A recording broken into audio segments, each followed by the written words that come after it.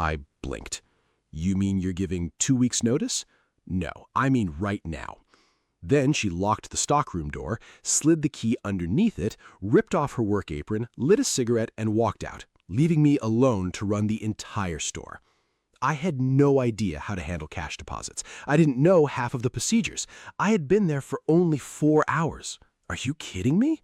So, being the responsible employee that I was, I called the emergency number for the manager. The phone rang and rang for what felt like 2 solid minutes before she finally answered in a sleepy voice.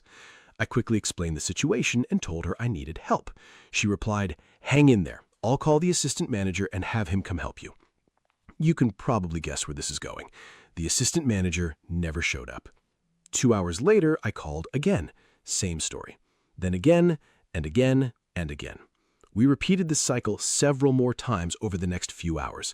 By that point, the next employee should have arrived for their shift. They never showed up either.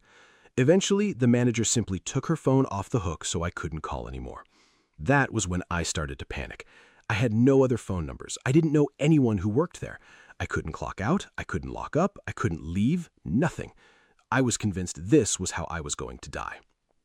At this point, I have to mention the guys who owned the tattoo shop across the street.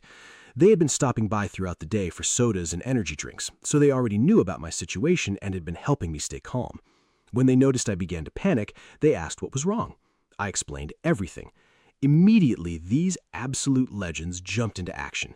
They brought me a phone book with the numbers of other stores in the chain circled. They even bought me tacos and a soda so I wouldn't starve. Honestly, at that moment, I was ready to propose marriage to all of them. Fueled by tacos and